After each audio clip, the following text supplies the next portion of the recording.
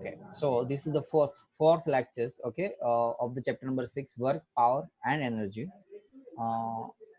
Kinetic energy के थोड़े से न्यूमेरिकल जो हमने लास्ट लेक्चर में रह गए थे ड्यू टू टाइमिंग, और थोड़ा सा बेसिक इन्फॉर्मेशन पोटेंशियल एनर्जी की देखेंगे. पोटेंशियल एनर्जी को डिटेल्स में वैसे तो हम नेक्स्ट लेक्चर में ही देखेंगे, लेकिन यदि टाइम बच रहा है न्यूमेरिकल सोल्व करने के बाद तो हम ये भी सोल्व कर लेंगे. ओके, काइनेटिक एनर्जी के सम्स, सॉरी पोटेंशियल एनर्जी का कॉन्सेप्ट लास्ट लेक्चर में जो भी एक्सप्लेन किया था आई थिंक सभी को क्लियर ही होगा, जस्ट बिकॉज क्योंकि इजी कॉन्सेप्ट था. वर्क एनर्जी थ्योरम, ओके, एक तो कांस्टेंट से कैसे सॉल्व किया होता है वो बताया था.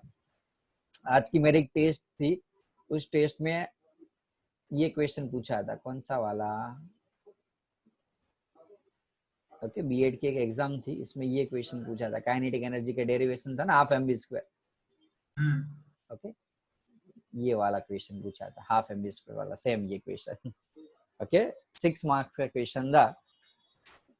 तो ऐसे आप समझ सकते हो ना कि ऐसा नहीं कि साइंस या बेसिक ये सब कुछ पढ़ने के बाद आपको कहीं नहीं काम आएगा. जीपीएससी की एग्जाम, यूपीएससी की एग्जाम, गेट की एग्जाम लोगे, जेडबल नीट तो है ही वैसे ये टॉपिक की. बाद में कहीं भी आप ऐसे काफी सारे एयरफोर्स की एग्जाम होती है, कोई भी एग्जाम है, इसमें ये सब कुछ ये रिपीट होने वाला. इसमें ये सारे टॉपिक तो बहुत इंपॉर्टेंट टॉपिक में से एक है. ओके, तो खास ध्यान रखना ये चैप्टर्स के अंदर. ऐसा समझ लो जो चैप्टर 9th स्टैंडर्ड में आ रहा था ना, यदि वो चैप्टर आपके 11th 12th में रिपीट हो रहा है, मींस वो सबसे आईएमपी टॉपिक में से एक है जो आपकी फ्यूचर टेस्ट के लिए. ओके, चलो तो स्टार्ट करते. थोड़ा सा बेसिक इन्फॉर्मेशन हम ले लेते. लाइफ टाइम जो लिया था वैसे एक्स्ट्रा ही है, लेकिन फिर भी देख लो. जो थियरम हमने प्रूफ किया, कौन सा थियरम लास्ट लेक्चर में प्रूफ किया था बच्चों? ये कौन सा थियरम था? Work energy theorem. दो मेथड मैंने समझाई थी, constant force and variable force. Okay, constant force easily directly solve कर दिया था, एंड वेरिएबल फोर्स हमने इंटीग्रेशन मेथड से सॉल्व किया था. तो ये जो थियरम हमने सीखा, वर्क एनर्जी थियरम, उसके थोड़े से इंपॉर्टेंट टॉपिक है जो हम सीख लेंगे अभी.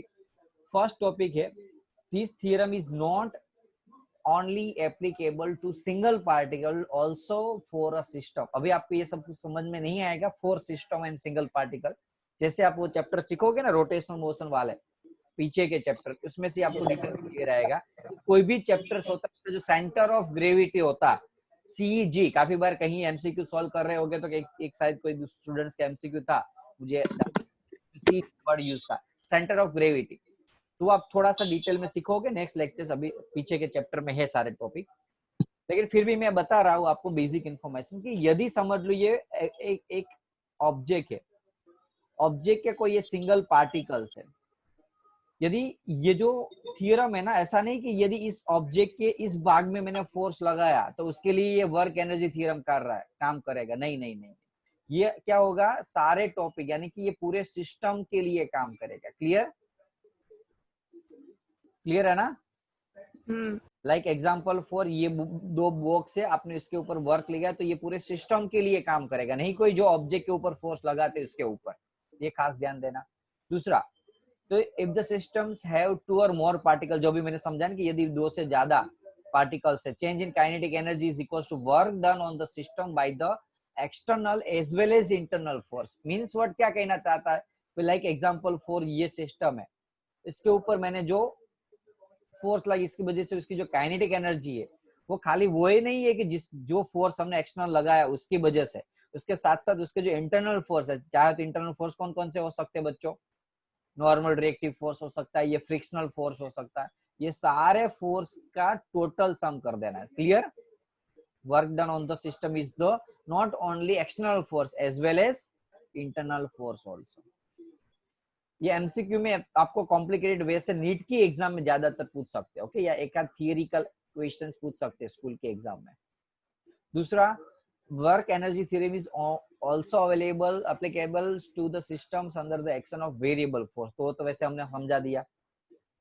ओके, जो वेरिएबल फोर्स होता है, conservative force and non conservative force. Conservative force यानी कि जिसके अंदर एनर्जी कंजर्वेशन का लॉ अप्लाई कर सकते हो, नॉन कंजर्वेटिव यानी कि एनर्जी कंजर्वेशन लॉ हम अप्लाई कर सकते नहीं है. ऐसे सभी फोर्स, यानी कि वर्क एनर्जी थ्योरम इज, आप समझ सकते हो ना, हर एक चीज के लिए अप्लाई होता है, इसके बहुत लिमिटेशन नहीं है ज्यादा.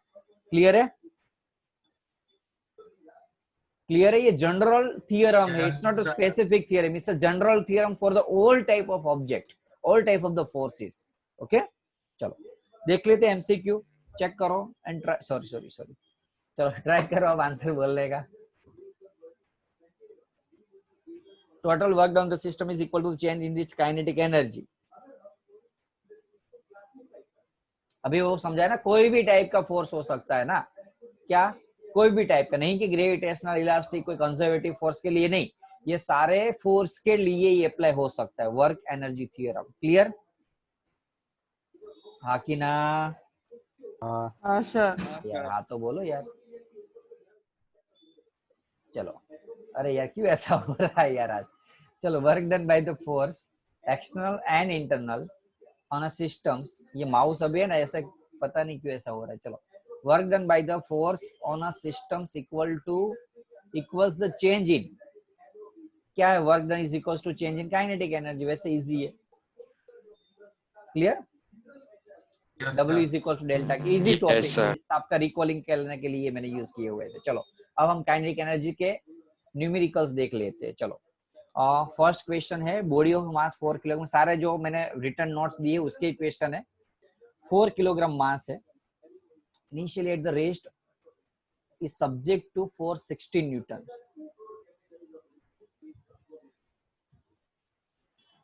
फोर्स कितना अप्लाई हो रहा है बच्चों? 16 newtons. What is the kinetic energy acquired by the body at the end? बताओ, चलो क्या करोगे, कोई बता सकता है ऐसे सम के अंदर क्या हम ट्राई करेंगे?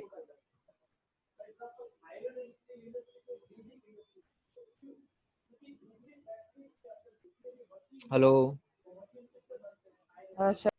चलो जस्ट ट्राई इट, सोचो लॉजिकली, क्योंकि मुझे यहाँ लाना क्या है, काइनेटिक एनर्जी।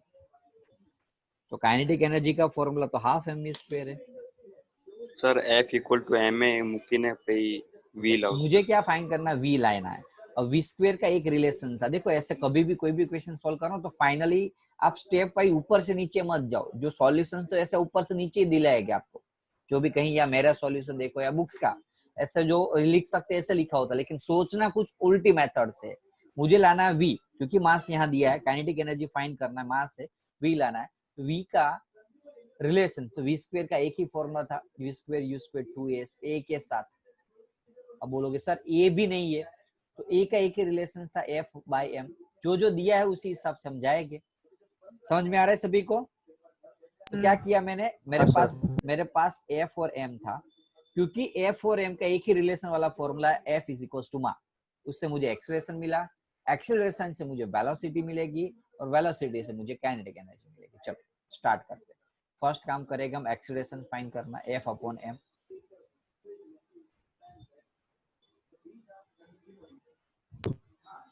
नाउ सेकंड क्या फाइंड करेंगे, वी स्क्वायर वाला फॉर्मूला।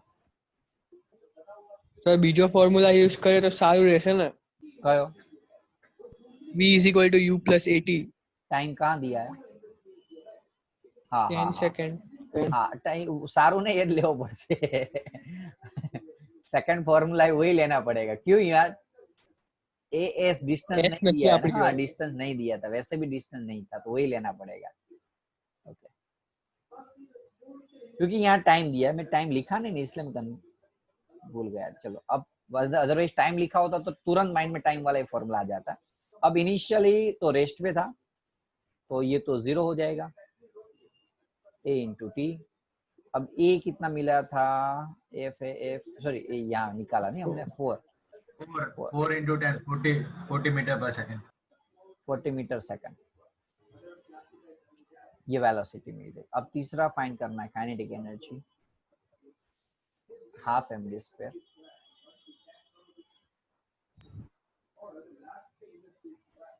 हाँ मास दिया हुआ 4, वेलोसिटी 40, 40 2 2 जा 4, 40 16, 16 2 जा 32 और 0, 3200 सेकंड। क्लियर? हाँ सर. सॉरी सेकंड नहीं, जूल। ओके हाँ सेकंड का जूल। चलो क्लियर?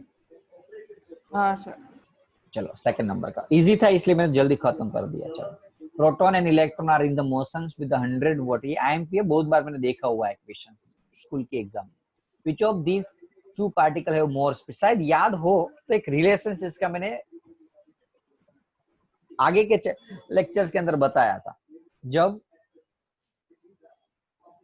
याद करो, चलो याद नहीं है तो कोई बात नहीं, करा देता हूं मैं आपको. प्रोटॉन एंड न्यूट्रॉन से काइनेटिक एनर्जी कितनी दी है दोनों की, 100 electron volt. Which of this particles have the more speed, यानी कि स्पीड फाइंड करनी है. अब देखो प्रोटॉन एंड न्यूट्रॉन है, वैसे मैंने यहाँ भले आपको यहाँ क्वेश्चन लिखा है, लेकिन you have to write, you have to memorise it, right, क्योंकि प्रोटॉन एंड न्यूट्रॉन इलेक्ट्रॉन का मास आपको याद रखना है. ये भूल से इलेक्ट्रॉन है, ओके. क्वेश्चन चेंज कर देना नोट्स के अंदर, ओके. दोनों प्रोटॉन प्रोटॉन हो गए, एक इलेक्ट्रॉन रखना, सॉरी ये प्रोटॉन है, ये इलेक्ट्रॉन कर देना सेकंड वाला. क्लियर? नोट्स के अंदर चेंज कर देना. ये मास ऑफ इलेक्ट्रॉन 9131, तो मास ऑफ प्रोटॉन याद रखो 1.6 10⁻27 kg.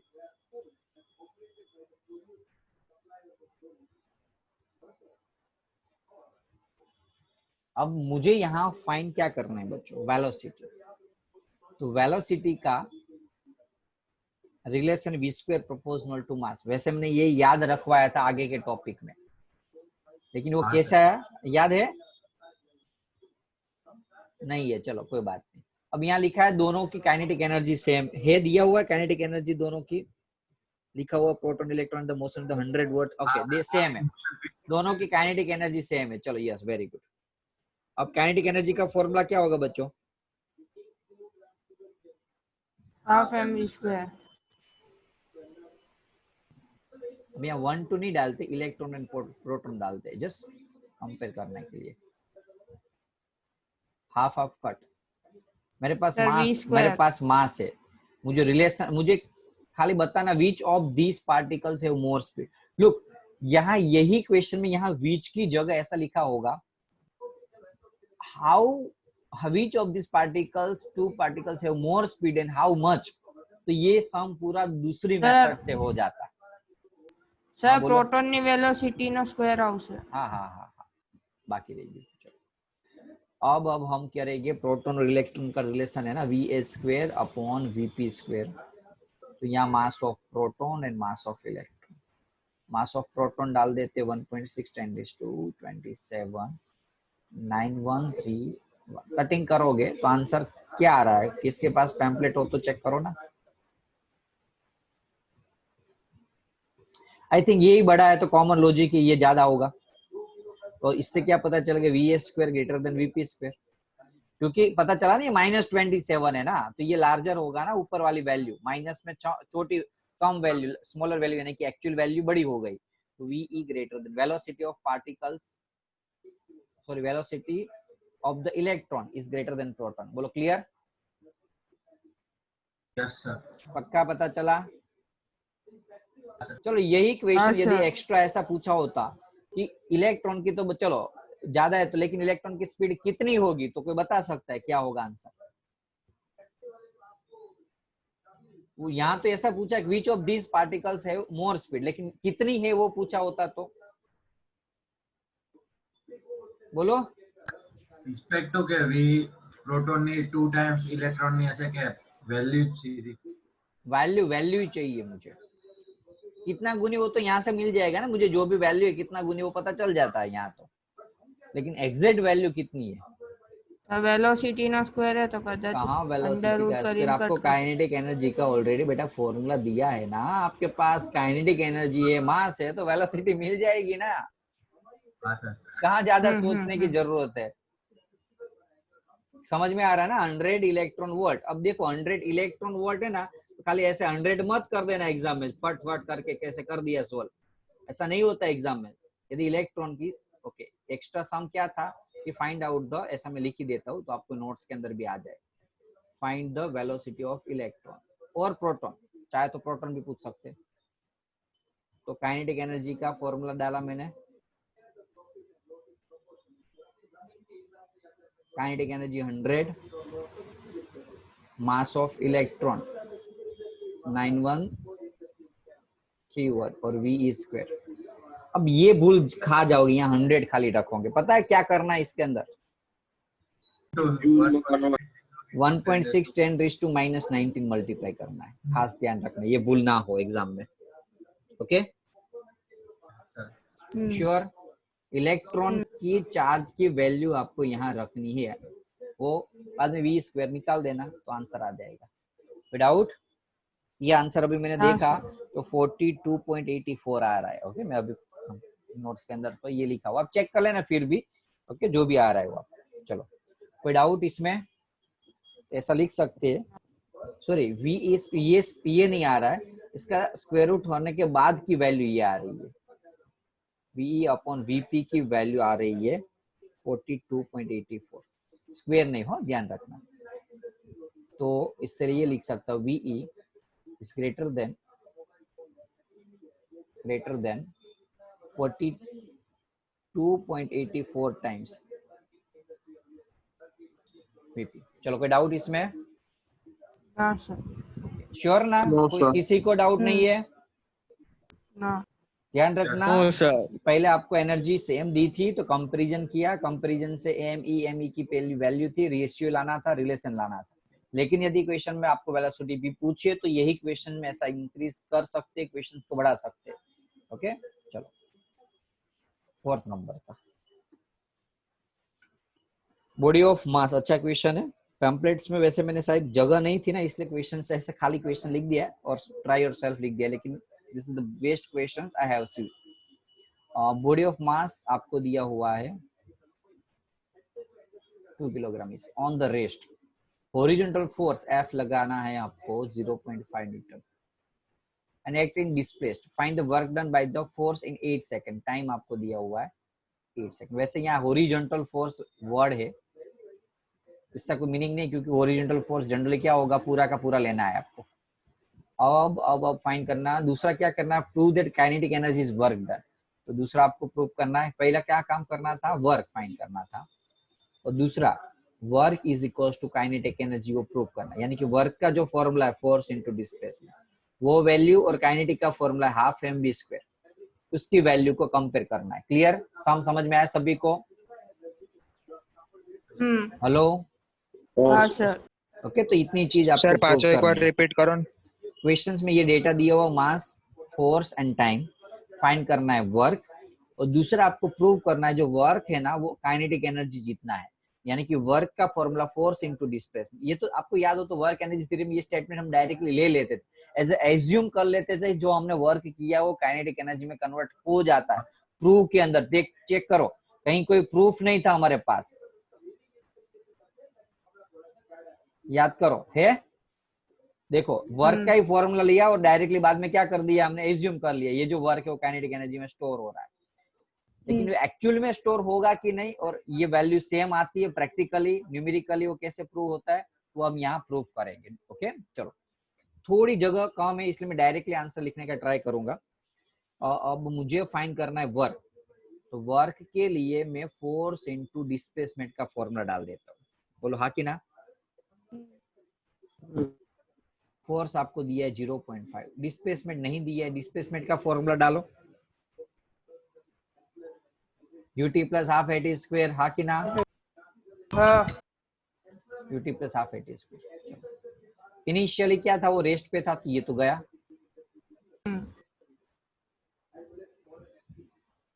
.5 हाफ एक्सेलरेशन, अरे माय गॉड ये भी नहीं दिया है आपको, तो एक्सेलरेशन का फॉर्मूला डालो। चलो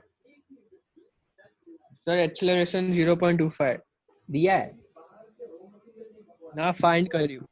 अरे यार ऐसे थोड़ा होगा, मुझे तो किसी को तो बताना पड़ेगा। 0.5 डिवाइडेड बाय 2 F/m, एक्सेलरेशन का फॉर्मूला डाला F/m। ओके जगह नहीं है ना इसलिए डायरेक्ट जा रहा है, अदर वे में सेपरेटली कर देता आपको,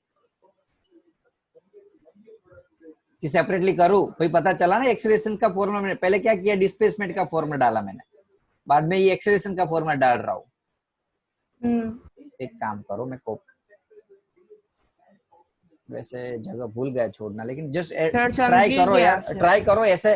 देखो ये मुझे पता है ખબર પડી ગઈ, સાચી વાત છે. બટ એક ટાઈપનું એવું છે કે એમસીક્યુ સોલ્વ કરવા માટે આવી મેથડ બહુ કામ લાગે જ્યારે જી નીટ ની અંદર પ્રેક્ટિસ કરશો ને પેપર દેવા જશો ત્યારે.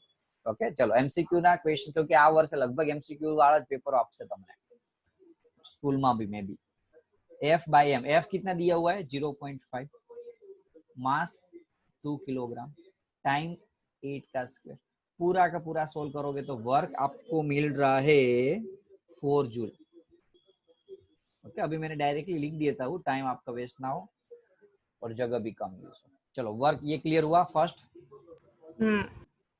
अब सेकंड, काइनेटिक एनर्जी का फॉर्मूला लगा दो. हाफ एम बी स्क्वायर है कि नहीं. वेलोसिटी v का फॉर्मूला लगा दो. v नहीं है हमारे पास, देखो तो v square v is equals to u plus 80 થશે. આ પહેલા કેસમાં હતું ને એમ જ થશે. v is equals to u plus 80 હા કે ના. હા u 0 है. zero.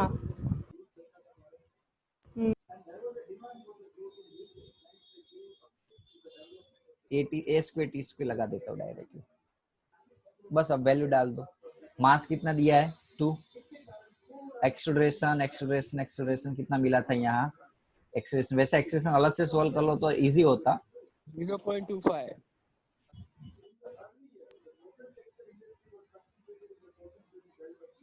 और टाइम आपको दिया हुआ 8 सेकंड. ये पूरी वैल्यू को सॉल्व करोगे तो काइनेटिक एनर्जी की वैल्यू आपको मिल जाएगी. एक मिनट हो मुझे देखना पड़ेगा, वैसे सेम ही मिलेगी. ओके अब अभी यदि ना भी मिले ना एटलीस्ट आपको तो ये लिख देनी. एग्जाम है ना बहुत हरिश्चंद्र के भतीजे मत बनना. ओके एग्जाम में हरिश्चंद्र बनने की जरूरत नहीं है. जो अब यहाँ नहीं, स्कूल की एग्जाम की बात कर रहा हूँ मैं.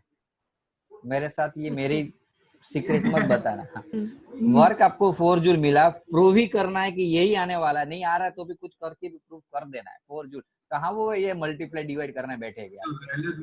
एग्जाम में पता चला ये सोल्व करना ही नहीं है आपको. सोल्व करोगे रॉन्ग होगा तो डाउट होगा ना आपके अपने आप के ऊपर.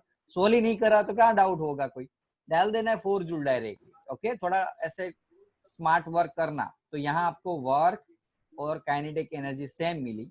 इसका meaning energy work theorem prove हुआ. ओके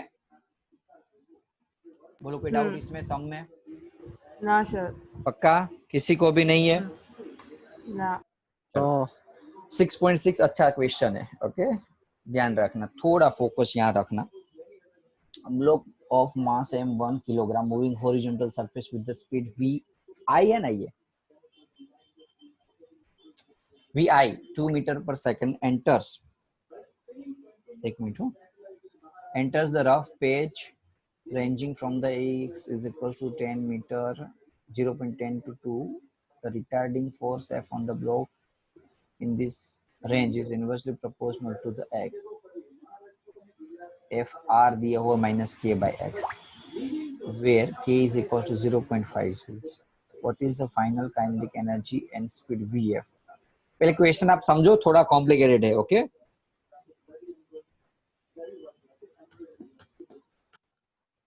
चलो करूँ स्टार्टअप में क्वेश्चन यदि समझ लिया हो तो. देखो यहाँ फोर्स कहां तक लगता है 0.1 से 2.01.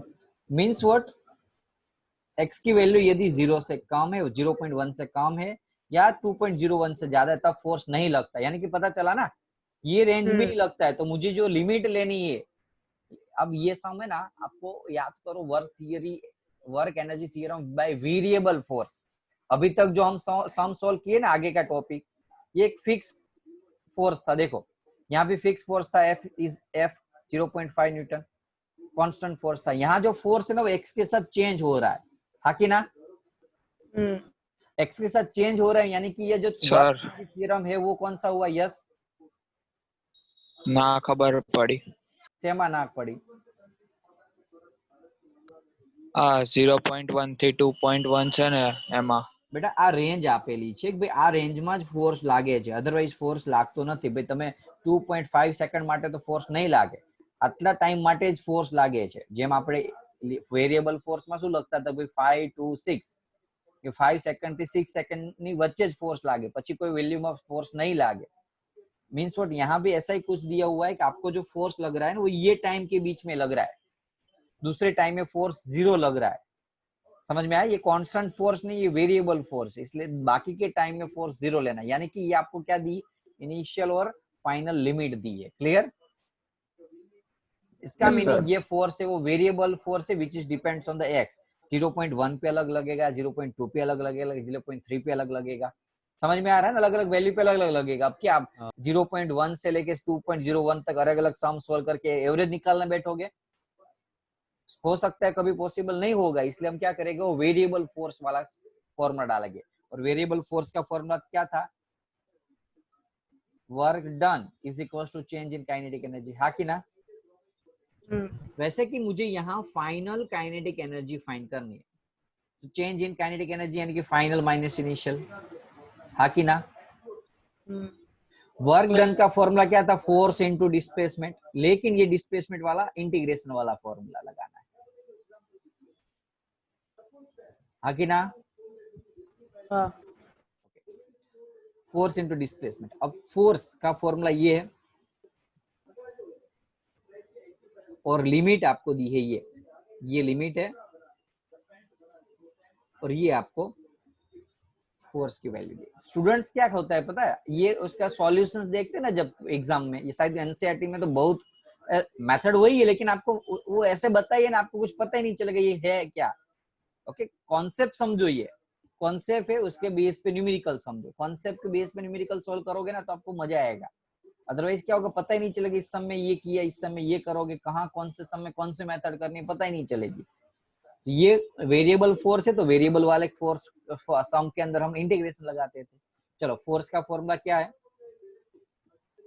माइनस के बाई एक्स। हाँ कि ना? अब डिस्प्लेसमेंट क्या हुआ? एफ इंटू डी एक्स था, याद करो। यहाँ work is equal to integration of f into d x, तो यहाँ हम dx लगा देते थे। और वो dx यानी कि लिमिट कहाँ से कहाँ है? डिस्टेंस 0.1 से लेके 0.1। सॉरी, मैं टाइम बोल रहा था, लेकिन ये टाइम नहीं, ये डिस्टेंस के लिए फोर्स लग रहा है। Okay, sorry, actually I have done my mistake. कि ये जो है ना, समझ लो 0 यहाँ से स्टार्ट कर रहा, तो ये 0.1 है और ये 2.0 मीटर है। ओके, अभी मैंने देखा कि ये लिमिट लगा तब पता चला ये टाइम नहीं, ये टाइम के बीच में नहीं, ये डिस्टेंस के बीच में, क्योंकि यहाँ लिमिट क्या है, डिस्टेंस की लिमिट आती है। एक मिनट, मैं आपको एकदम क्लियर कर दूं ना। चलो, यहाँ लिमिट कौन सी डालते थे हम? या तो वेलोसिटी की डालते थे या डिस्टेंस की डालते थे। हाँ कि ना? यहाँ मैंने लिमिट v dv डाला, इसलिए वेलोसिटी की डाली। और यहाँ यदि dx होता तो क्या डालते हम?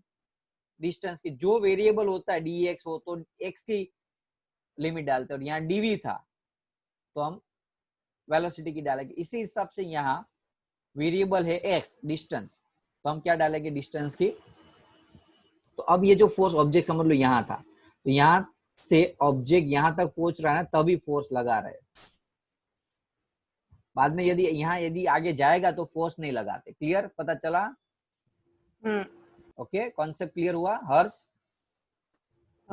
ओके, लिमिट है 0.1 से लेके, ओके, थोड़ा विचड़ा हो जा है इसलिए मैं थोड़ा सेपरेटली लिख रहा हूँ।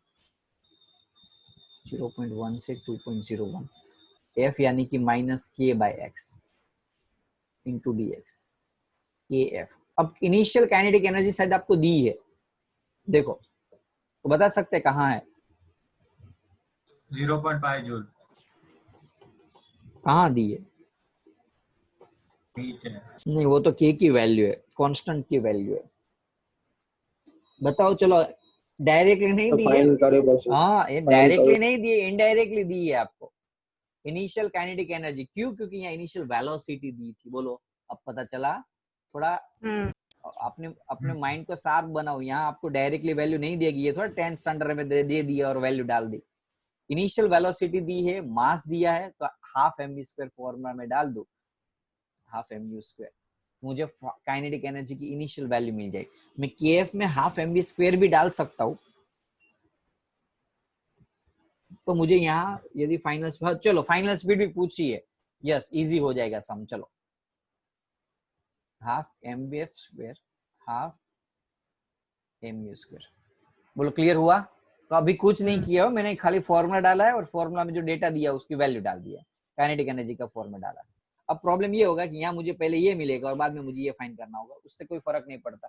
अब चाहो पहले वीएफ निकालो, बाद में काइनेटिक एनर्जी निकालो, या पहले काइनेटिक एनर्जी। यहाँ आप केएफ रखते ना डायरेक्टली, ये वैल्यू नहीं डालते तो आपको केएफ की वैल्यू मिलती, और यहाँ मैंने डायरेक्ट हाफ एम स्क्वायर रखा तो पहले मुझे वीएफ की वैल्यू मिलेगी, बाकी फर्क कुछ भी नहीं है। चलो करो इंटीग्रेशन। माइनस के एक्स का, माइनस के बाई एक्स का,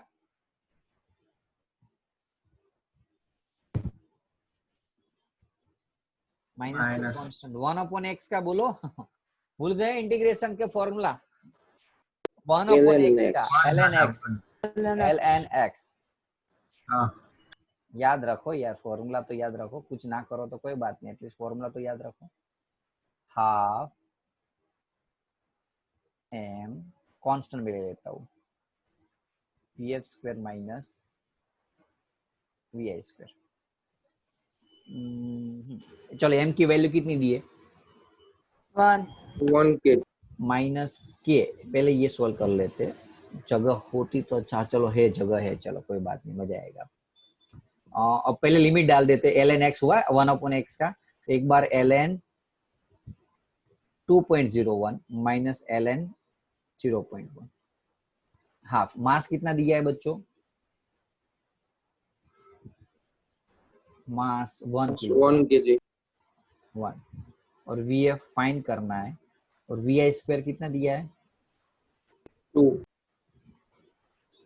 vi 2 का स्क्वायर यहाँ 4। क्लियर? चलो अब मैं नेक्स्ट पेज पे ये ले जा, चलो यहाँ लिख देता हूँ पहले। अब लोग के अंदर सब्सट्रैक्शन, वैसे ये 10th स्टैंडर्ड में पहले था, लेकिन आप नहीं पढ़े हो।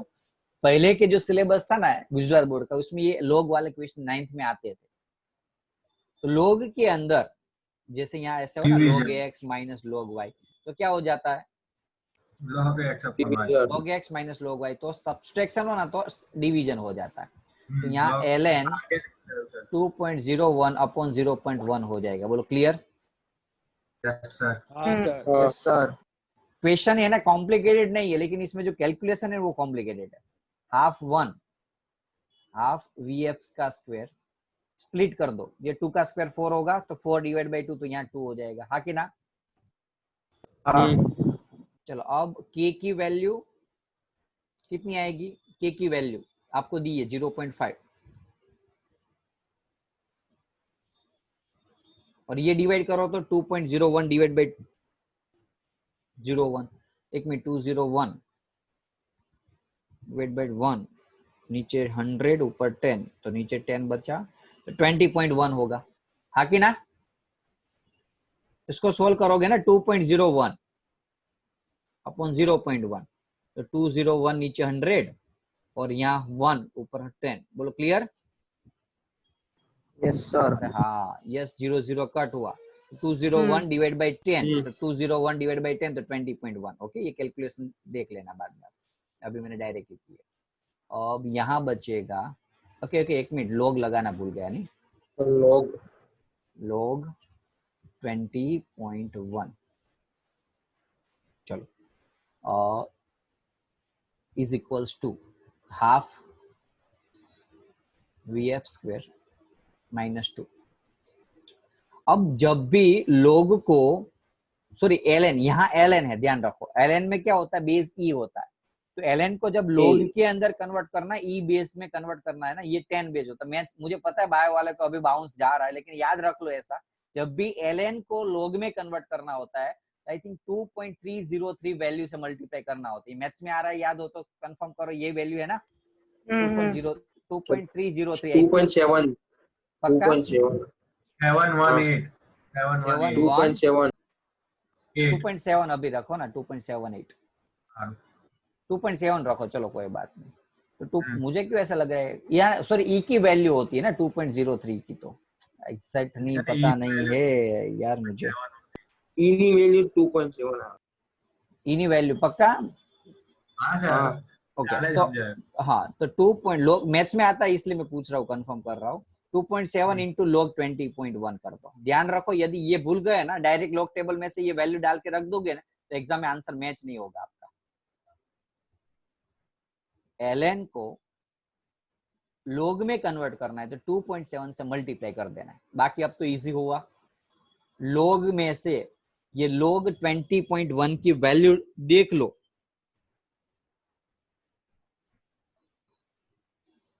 log में से, log टेबल में से 20.1 की वैल्यू देखो क्या आती है, बताओ मुझे, खाली कोई बता सकता है?